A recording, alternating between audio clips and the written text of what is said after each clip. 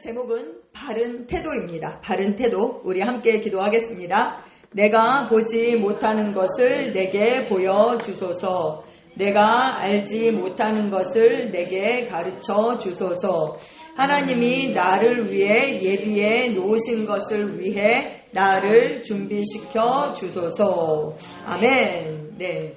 설 명절 잘 세시고 새해 복 많이 받으셨죠? 아멘. 네. 우리 서로 축복하겠습니다. 당신은 복덩어리입니다. 당신은 복덩어리입니다. 당신은 축복의 통로입니다. 당신으로 말미암아 당신의 세상이 복을 받습니다. 아멘, 아멘, 아멘. 우리 하나님은 복 주시는 것을 좋아하십니다. 네, 복 주시는 하나님이십니다. 하나님께서 이 세상을 창조하시고 제일 먼저 하신 일이 뭐예요? 복을 주신 것이었습니다. 하나님은 짐승과 물고기와 새들을 만드시고 복을 주셨습니다. 그리고 하나님의 형상과 모양대로 사람을 만드시고 또 뭐 하셨어요? 복을 주셨어요. 생육하고 번성하고 땅에 충만하고 정복하고 다스리는 복을 주셨습니다. 그런데 사람이 타락했죠. 그래서 이 세상이 그 홍수로 말미암아 멸망당했어요. 그런데 하나님께서도 거기에서 노아 가족을 구원하시고 노아와 그 아들들에게 뭐 하셨어요? 복을 주셨어요. 또 아브라함에게도 복을 주셨어요. 근데 아브라함은 복을 받는 것을 넘어서 그의 존재가 복이 되게 하셨습니다. 그로 말미암아 땅의 모든 족속이 복을 받게 하셨습니다.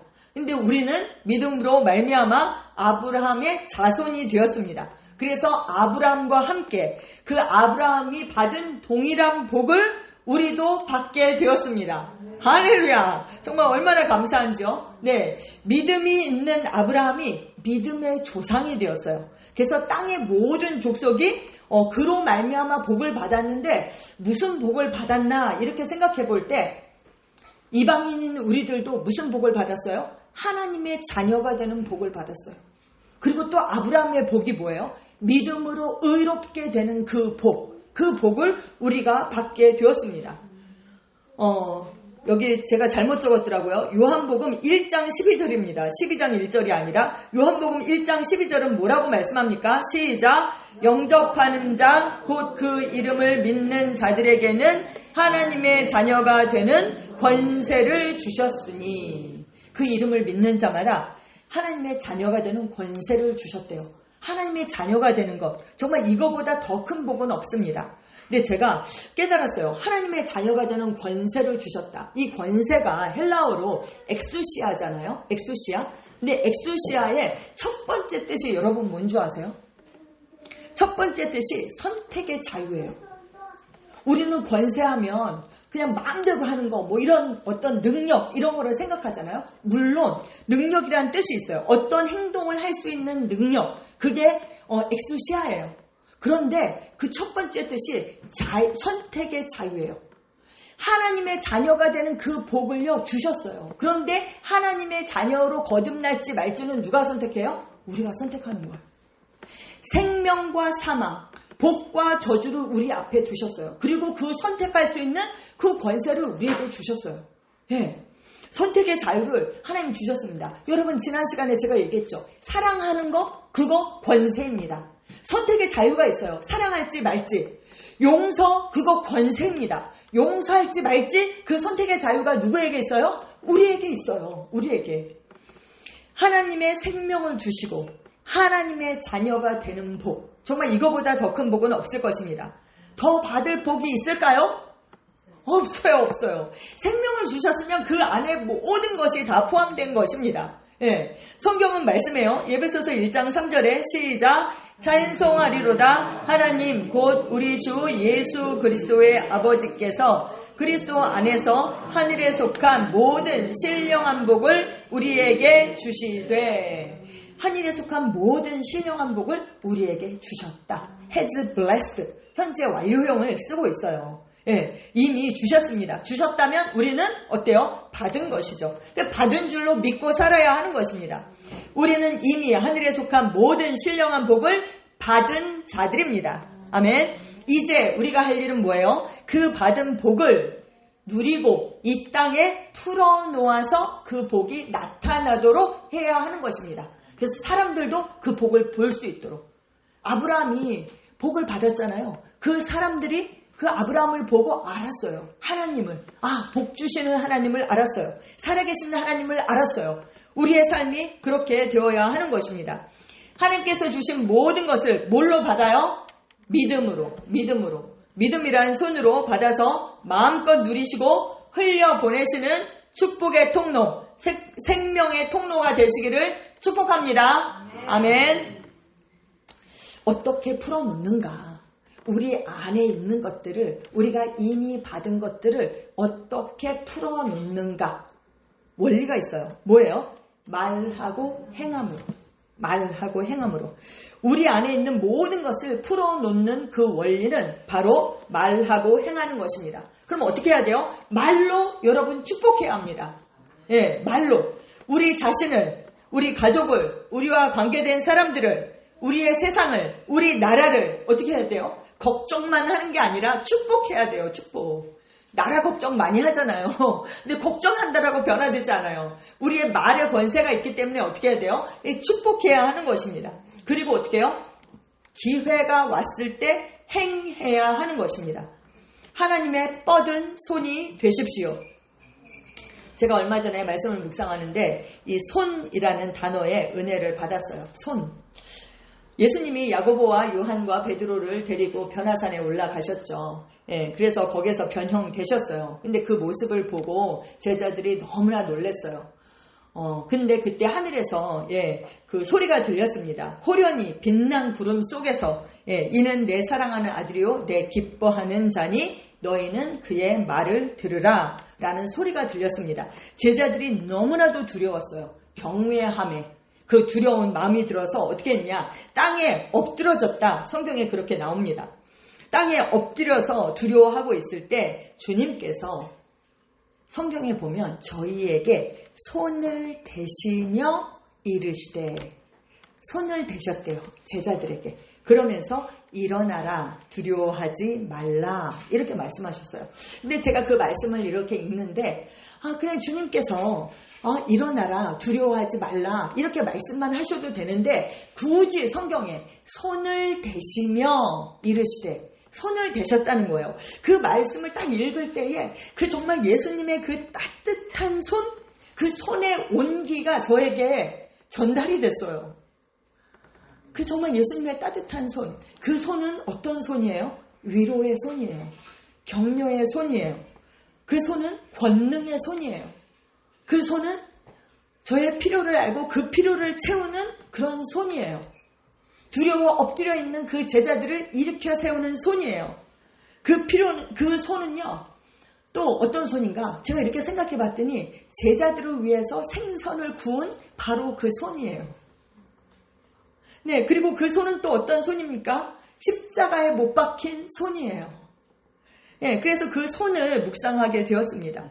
그 권능의 손. 그런데 그 손을 대시며 정말 그 위로하고 격려하는 그 따뜻한 손. 그런데요, 한 발 더 나아가서 이제 감사한 것은 뭐예요?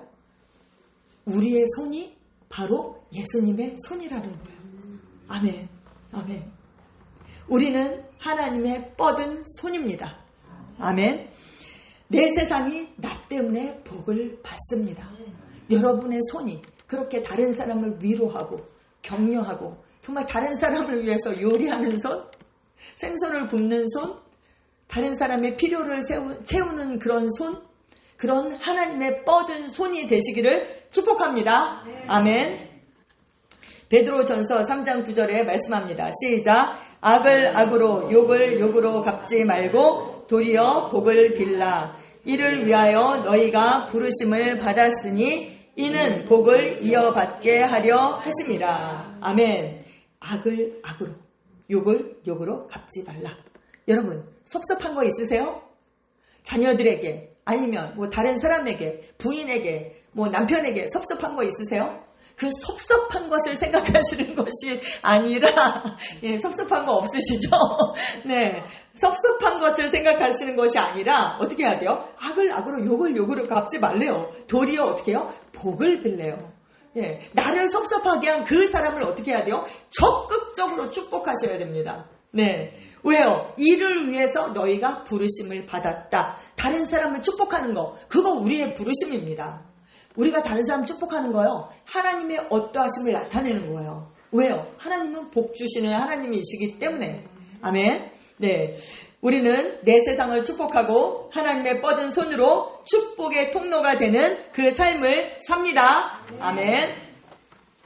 오늘은 제가 어떤 말씀을 전할까 하다가 이제 곧 3월 5일이면 예술성교사관학교가 새 학기가 시작이 돼요. 그래서 그 말씀을 하나하나 나누면 좋겠다라는 마음이 들었어요. 먼저 입학을 딱 하게 되면 듣는 말씀이 있습니다. 그게 뭐예요?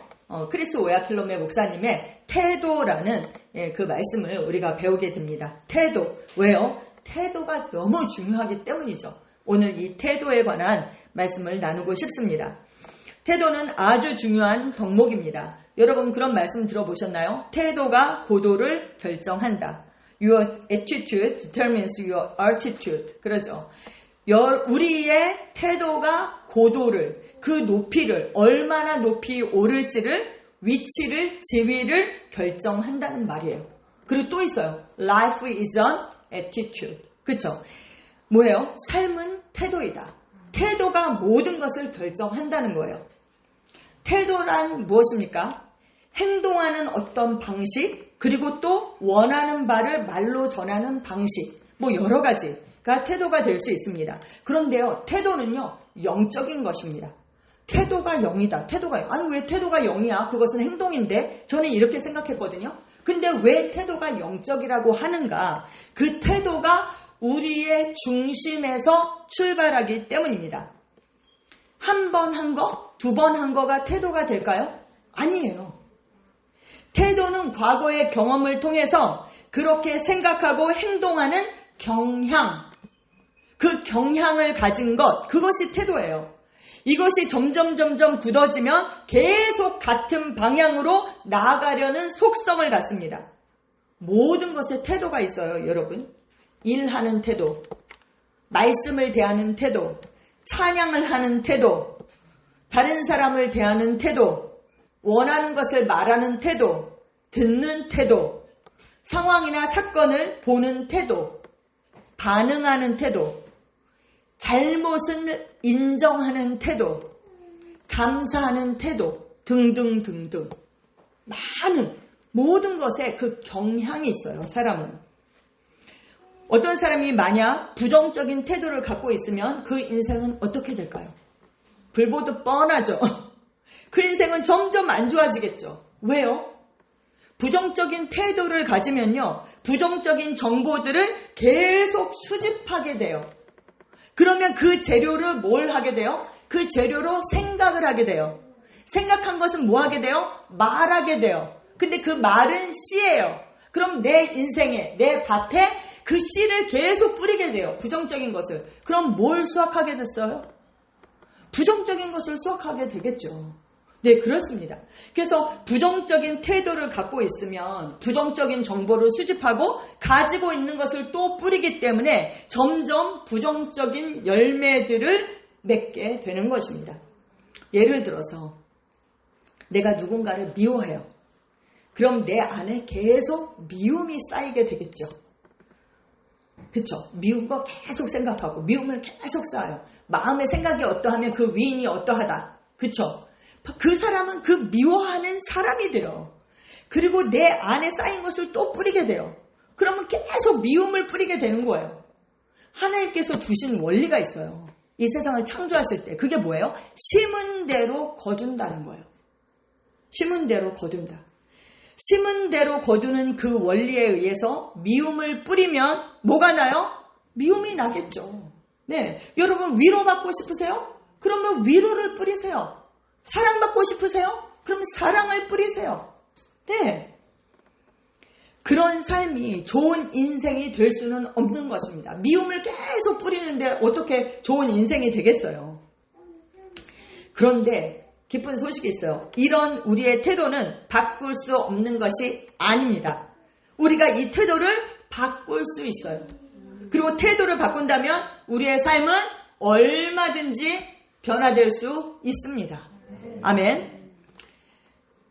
제가 이렇게 볼 때 어떤 일이 벌어지면 늘 환경 탓, 남 탓만 하는 사람들이 있어요. 그런 잘못된 태도를 가진 사람은 모든 문제의 원인을 바깥으로 돌려요. 이런 사람은 영원히 빠져나올 수 없는 구렁텅이에 있는 것과 같습니다. 왜요? 문제가 나에게 있잖아요. 그럼 나를 교정하면 되거든요. 근데 남이 문제라고 맨날 남의 탓을 하면 어때요? 내가 그 사람의 마음을 조정해서 그 사람을 바꿀 수는 없어요. 그래서 태도가 바르지 못한 대부분의 사람들은 자신의 문제를 모르기 때문에 주변 사람들을 항상 비난하고 그들 때문에 안 된다고 책임을 전가합니다. 늘 자기가 옳아요. 잘못을 인정하지 않아요. 자신의 태도가 성격을 규정합니다. 자신의 태도가 만족도를 결정합니다. 늘 만족하지 못하는 사람들이 있죠. 가정에서도, 가족 관계에서도 늘 불만족해요. 뭐 회사에서도 항상 변명하고 환경을 탓합니다. 항상 다른 사람이 문제의 근원이라고 비난을 해요. 근데 그런 사람들 대부분은요, 계속 도피하고 벗어나는 데만 주력하고 문제를 대면하지 않아요. 이 회사에서 저 회사로, 이 조직에서 저 조직으로, 이 교회에서 저 교회로, 어디에서도 적응하지 못합니다. 왜 그럴까요? 태도가 잘못되었기 때문입니다. 근데 자기는 깨닫지 못해요. 다른 사람들 때문에 일이 잘못된다라고 생각하는 것입니다. 그리고 속으로는 이렇게 생각해요. 나는 옳아. 내가 얼마나 위대한지, 얼마나 대단한지 사람들이 못 알아본다라고 생각하는 거예요. 본인은 가치 있는 존재라고 생각해요. 그런데 왜 사람들이 그 사람의 가치를 못 알아볼까요? 태도가 잘못되었기 때문입니다. 어떨 때는요, 우리가 이렇게 할 수 있어요. 옳은 것을 말해요. 내용은 옳아요. 근데 잘못된 태도로 말해요. 그럼 사람들이 그걸 받아들일까요? 그렇지 않죠. 때로는요, 올바른 내용을 들어요. 그런데 잘못된 태도로 들어요. 그래서 오해해요. 늘 다른 사람을 오해하는 사람이 있어요. 제 주변에도 그런 사람이 있어요. 이렇게 보면 아무 일도 아니거든요. 근데 그 사람은 늘 곡해해요. 늘 곡해하고 늘 자기가 피해자인 양 그렇게 생각해요. 와, 태도는 너무나 중요해요. 그 잘못된 태도 때문에 전진하지 못합니다. 능력이 있어도 전진하지 못해요. 1보 전진하는 것 같아요. 근데 2보 후퇴해요. 왜요? 잘못된 태도 때문이에요. 어떤 상황이나 사건보다 중요한 것은 뭐예요? 그것을 어떻게 해석하는가. 똑같은 상황이 있다라고 해서 사람이 똑같이 반응하지 않거든요. 어떤 사람은 정말 가난한 집에서 태어나서요, 대통령이 되는 사람도 있고요. 어떤 사람은 가난한 집에서 태어나서 정말 도둑질하고 깡패로 그렇게 전략할 수도 있는 거예요. 어떻게 반응하고, 근데 그 반응하기 전에 뭐가 있어요? 해석이 있다는 거예요.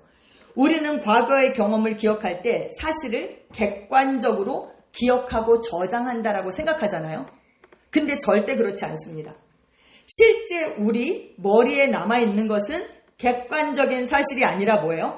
그 사건에 대한 본인의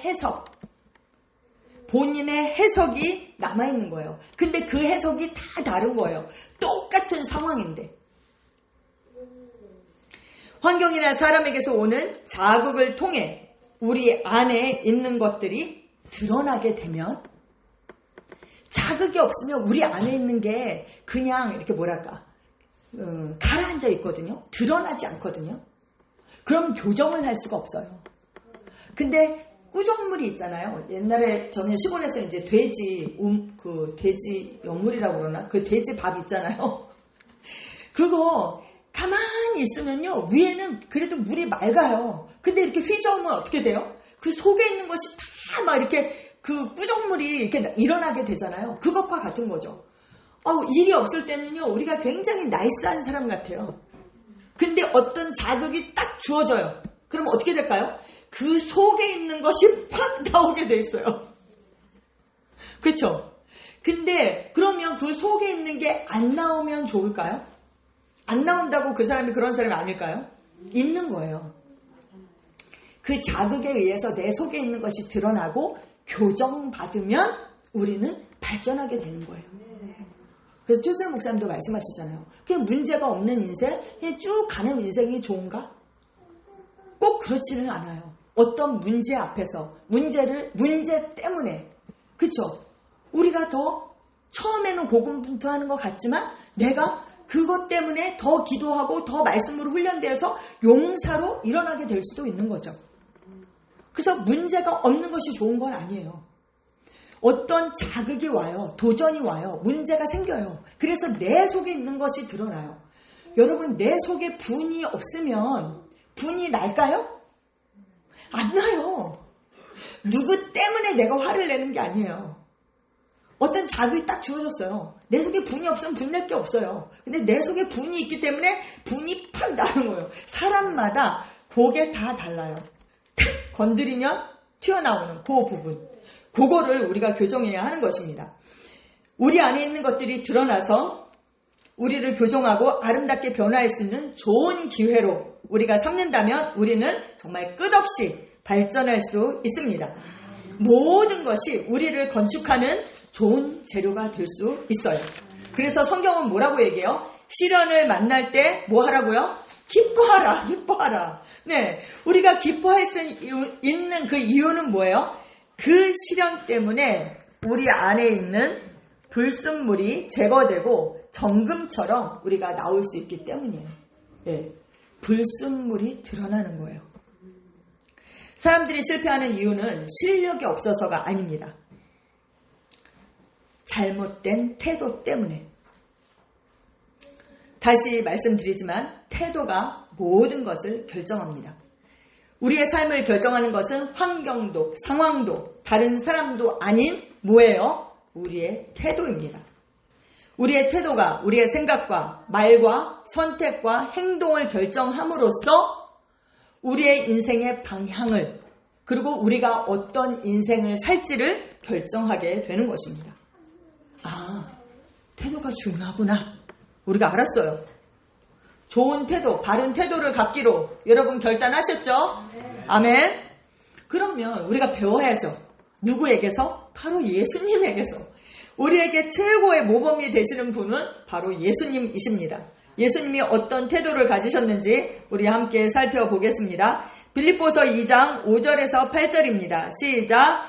너희 안에 이 마음을 품으라. 곧 그리스도 예수의 마음이니 그는 근본 하나님의 본체시나 하나님과 동등됨을 취할 것으로 여기지 아니하시고 오히려 자기를 비워 종의 형체를 가지사 사람들과 같이 되셨고 사람의 모양으로 나타나사 자기를 낮추시고 죽기까지 복종하셨으니 곧 십자가에 죽으심이라. 아멘.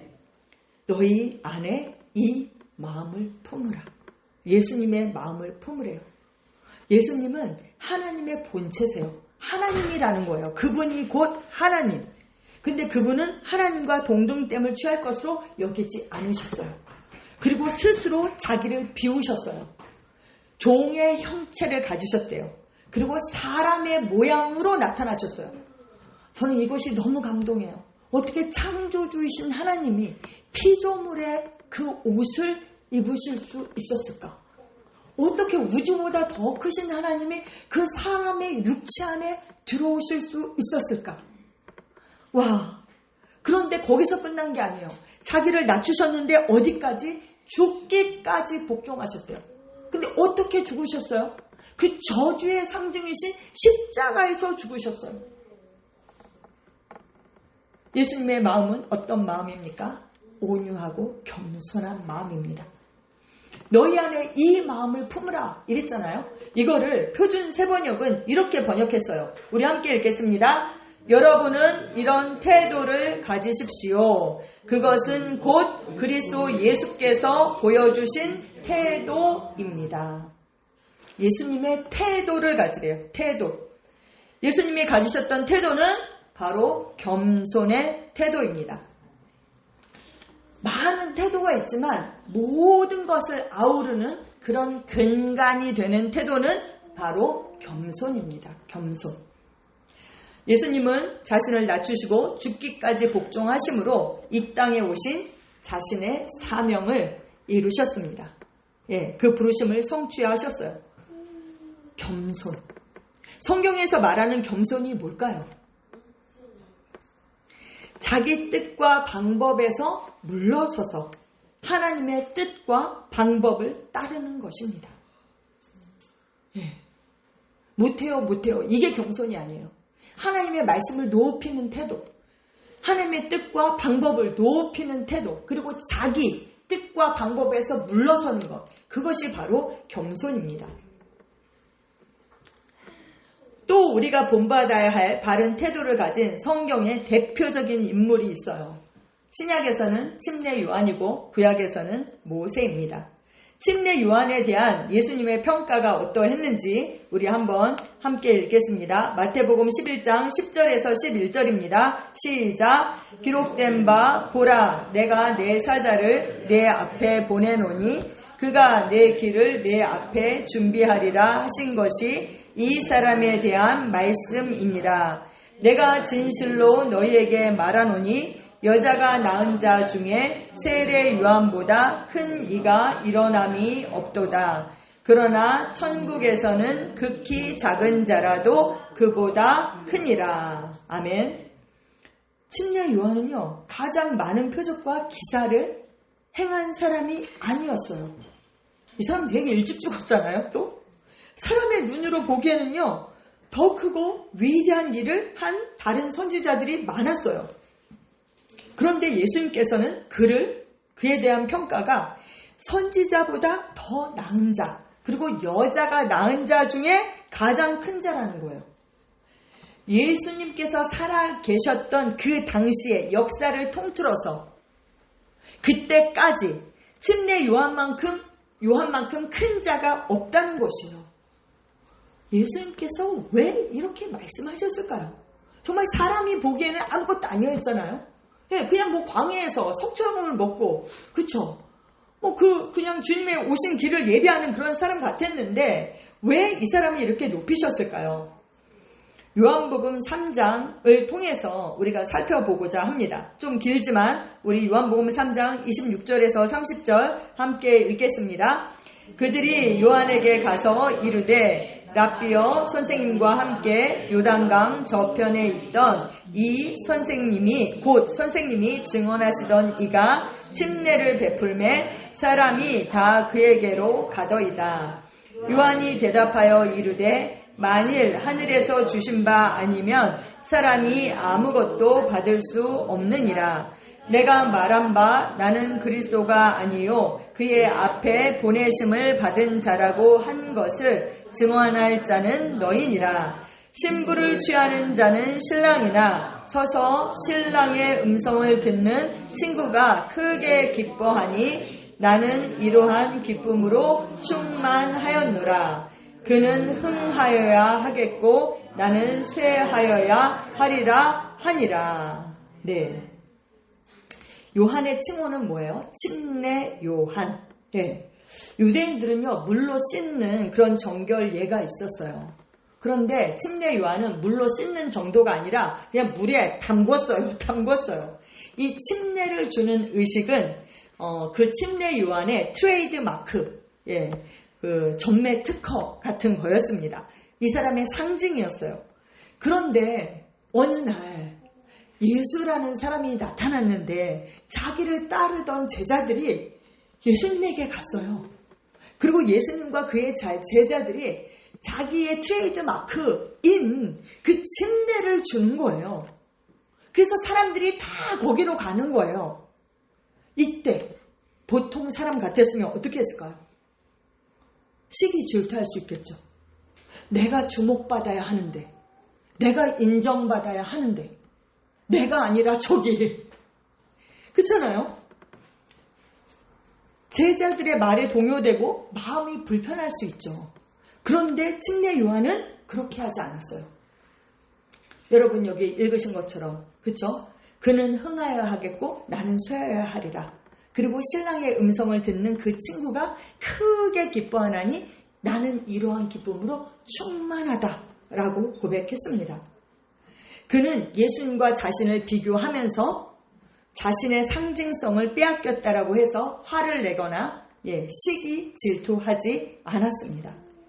침례 요한은 하나님의 관계에서 자신의 위치와 자신이 감당해야 할 자신의 목, 자신의 역할을 분명하게 알았어요. 그리스도 안에서 자기가 누구인지 알았어요. 누구인지. 자기가 이 세상에 왜 왔는지. 자신의 그 위치와 역할을 분명히 알지 못했다면 정말 이러한 말을 할 수 없는 것이죠. 그렇죠? 나는 그리스도가 아니요. 그의 앞에 보내심을 받은 자다. 자신이 누구인지를 알았습니다. 침례 요한은 성령이 비둘기같이 하늘로부터 내려와서 예수님 위에 머무는 것을 봤죠. 그래서 그 예언적 계시로 그가 하나님의 아들 그리스도인 것을 알았습니다. 그가 그리스도인 것을 알았을 때 그분을 위해 자신이 있어야 할 자리가 어딘지를 알았어요. 그리고 물러났어요. 겸손. 물러서기를 기뻐했어요. 침례 요한은 하나님께서 주신 계시와 그 부르심의 한계를 넘지 않고 정확히 정로를 지키며 살았습니다. 제가 늘 생각해요. 침례 요한을, 모세를. 때가 있잖아요. 때가. 자기의 그 때, 예수님의 때, 그 예수님의 때가 되었을 때 그는 흥하여야 하겠고 나는 쇠하여야 하리라. 이렇게 고백했죠. 물러서야 할 때, 우리 인생이 어떤 스테이지에 있는 어떤 연극과 같다면 우리 각자는 다 주인공이잖아요. 근데 내가 내려와야 될 때가 있거든요. 무대 위에서. 근데 그 스포트라이트를 계속 받고 싶은 거예요. 근데 내려오지 않는 거예요. 제가 이런 분들을 많이 보거든요. 그러다 보면 정말 아름답게 물러서야 될 때 못 물러서는 거예요. 그래서 드라마를 망치게 돼요. 다른 사람에게도 덕이 되지 않고 자신에게도 덕이 되지 않는 그런 모습들. 이 침례 요한의 이러한 태도, 이 태도는 어디에서 비롯되었을까요? 바로 하나님의 성품과 말씀에 대한 신뢰에서 비롯된 것입니다. 침례 요한은 자신이 누구인지 그리고 그리스도께서 오실 길을 예비하는 것이 자신의 역할임을 정확히 알았습니다. 다른 사람과 비교할 것이 없습니다. 우리의 부르심을 망치는 그 첫 번째가 뭐라고요? 다른 사람과 비교하는 것. 그는 때가 왔을 때 예수님은 높아져야 하고 자신은 낮아져야 한다고 고백했습니다. 하나님은요, 반드시 낮아지는 길을 통해서만 높이십니다. 하나님은 뭐라고 했어요? 교만한 자를 어떻게 하신다고요? 대적하신다. 그리고 겸손한 자에게 은혜를 주시고 겸손한 자를 높이십니다. 이러한 침례 요한의 태도 때문에 그는 예수님으로부터 가장 큰 자라는 그러한 인정을 받은 것입니다. 하나님이 높이시면 사람이 낮출 수 없어요. 근데 스스로 높아진다라고 해서 높아지는 것이 아니죠. 또 구약의 모세도 바른 태도를 가진 겸손한 사람이었습니다. 성경은 모세를 가리켜서 이 사람 모세는 온유함이 지면의 모든 사람보다 더하다라고 말씀하고 있어요. 온유함. 근데 그것을 영어로 보면 humble 이렇게 되어 있거든요. 겸손함이. 이 세상에 있는 모든 사람보다 겸손한 자였대요. 모세가. 왜 그랬을까요? 모세가 이스라엘 백성으로 인해 받은 괴로움은요, 이루 말할 수가 없어요. 이스라엘 백성들이 우상을 만들어서 숭배했죠. 불평, 불만이 끊이지 않았죠. 그리고 심지어 자기 편이 되어야 하잖아요. 아론과 미리암이 자기 형제들이었잖아요. 근데 자기 형제들이 자기 편이 되기는커녕 어떻게 했어요? 아론과 미리암이 자신을 대적했어요. 그리고 심지어 회중에게 돌로 맞아 죽을 뻔한 적도 있었습니다. 그런데 모세는 자기의 위치와 그 역할이 무엇인지 잊지 않았어요. 하나님께서 이스라엘 백성들에게 진노하셔서 그들을 멸하시고 모세를 통해서 큰 나라를 이루겠다라고 모세에게 말씀하셨을 때 모세가 어떻게 했어요? 하나님 정말 생각 잘하셨습니다. 정말 이 민족이 싹 다 망해도 아주 그냥 타당합니다. 이렇게 얘기했어요. 정말 생각 잘하셨습니다. 이렇게 한 것이 아니라 하나님께서 가나안 땅으로 이끄신다라고 약속하지 않으셨습니까? 여기서 포기하시면 사람들이 하나님을 어떻게 말하겠어요? 하나님이 능력이 없어서 손이 짧아서 가나안 땅으로 인도하지 못했다라고 하지 않겠습니까? 라고 얘기했죠. 그래서 하나님께 친히 하신 그 약속을 상기시키시고 화를 돌이키시고 그들의 죄를 사하시기를 그가 중보했습니다. 강구했어요. 모세는 이스라엘 민족의 울부짖음의 그 결과로 그들을 애굽에서 구출해내고 가나안 땅으로 이끌기 위해서 하나님께서 보내신 사람이었습니다. 그것이 그의 사명이었어요. 모세가 그 일에 실패한다면 모든 일에 실패한 것과 마찬가지예요. 근데 예수님이 오셔서 다 했어도 십자가 지지 않으셨으면 실패한 것과 마찬가지예요. 모세도 마찬가지예요. 모세는 이를 정확히 알고 있었기에 하나님께서 이스라엘 민족을 심판하겠다라고 말씀하실 때도 흔들림 없이 대처했죠. 자기의 사명, 부르심을 알았고 하나님의 그 큰 그림을 보는 그러한 사람이었습니다. 제가 이 말씀을 볼 때 하만을 생각했어요. 하만. 여러분, 사람들이 나를 인정하지 않고 높이지 않을 때 하만과 같은 태도를 갖지는 않습니까? 다른 사람들은요, 다 하만을 높였어요. 모든 사람이 다 하만에게 절했어요. 하만을 칭찬했어요. 하만을 인정했어요. 딱 한 사람만 하만에게 절하지 않는 거예요. 누구요? 모르드게. 다른 사람이 다 절하는데 모르드게 한 명 절하지 않았는데 하만은 어떻게 했어요? 그 옆에 있는 사람들도 문제예요. 막 하만에게 얘기했어요. 모르드게만 절하지 않아. 모르드게만 절하지 않아. 여러분 옆에 있는 사람도 잘 둬야 돼요. 진짜. 근데 그를 향해 모르드게를 향해서 하만이 어떻게 했어요? 분노했어요. 그리고 그를 적개심을 가지고 있었어요. 그만 죽이는 게 아니라 그 모든 유대 민족을 죽이려고 했어요. 아니 다른 사람이 다 칭찬하는데 한 명이 그를 인정하지 않는다고, 한 명이 자기를 높이지 않는다라고, 왜 하만이 그런 태도를 가졌을까요? 왜 그랬을까요? 그가 교만한 사람이었기 때문이에요. 교만했기 때문에. 또 우리는요, 때로 사람들의 부정적인 반응, 내가 잘했어요. 근데 부정적인 말, 그리고 말로 화살을 쏘는 거예요. 그래서 그 사람의 반응 때문에, 그 사람의 말 때문에 내가 있어야 할 그 자리를 이탈하는 거예요. 상처받아서, 나를 인정하지 않아서 그 자리를, 자기가 있어야 될 자리를 이탈해요. 자기의 부르심과 멀어지는 거예요. 아니면 돌아가거나. 이렇게 환경이나 사람들의 반응 때문에 마음이 흔들릴 때, 속상할 때 어떻게 해야 돼요? 포즈. 잠깐만. 포즈를 취해야 돼요. 잠깐만. 그리고 어떻게 해야 돼요? 사람이 아닌 하나님께 초점을 맞추어야 하는 것입니다. 우리는 하나님 앞에 있는 것이죠. 그리고 하나님께서 지금 나에게 주신 그 부르심에 다시 집중해야 합니다. 우리 스스로 질문해야 돼요. 이 일이 하나님께서 지금 나에게 시킨 일인가? 그리고 그렇다면 나는 그 일을 바른 동기로 수행하고 있는가?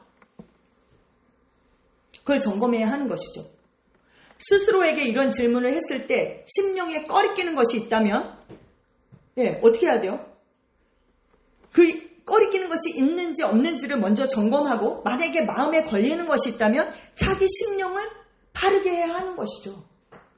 문제를 바로잡고 자기 태도를 교정해야 합니다. 근데 하나님 앞에 자기가 꺼리낄 것이 없어요. 자기의 방향과 동기를 점검했는데 문제되는 것이 없어요. 그러면 어떻게 해야 돼요? 사람의 말이 어떠하든지 간에 나는 전진해야 하는 것이죠. 사람의 말이, 사람의 반응이 나의 삶의 방향을 결정짓게 해서는 안 되는 것입니다. 예수님도, 침례 요한도, 모세도 공통적으로 하나님 왕국 안에서 자신의 위치와 역할이 무엇인지, 부르심이 무엇인지 정확하게 인식하고 행동했어요. 저는 그렇게 생각해요. 우리 개개인을 향한 그 부르심을 발견하고 따라가고 성취하는 삶, 이거보다 영화로운 삶은 없습니다. 이거보다 성공하는 삶은 없습니다. 그것이 가장 온전한 길이고 가장 성공하는 길이에요. 내가 있어야 할 자리를 충실하게 지키는 것. 그것이 하나님 왕국에서 중요하고 그것이 온전한 길인 것입니다. 여러분, 작은 일을 우습게 여기지 마세요. 하나님께서 나에게 맡기신 일이라면 우리는 예수님처럼, 침례 요한처럼, 또 모세처럼 우리를 이 땅에 보내신 그 부르심을 알고 그에 합당한 훈련을 받아야 되죠. 훈련. 그리고 어떻게 돼요? 구비되어야 하는 것이죠. 항상 바른 태도를 유지함으로 부르심을 성취하는 그 택하심의 자리까지 가는 여러분과 제가 되기를 축복합니다. 아멘. 부르심을 받은 사람은 많아요. 근데 그 최고의 부르심, 그 택함의 자리까지 가는 사람은 적다 많다? 적다. 그 택함의 자리까지 가는 여러분과 제가 되기를 축복합니다. 아멘.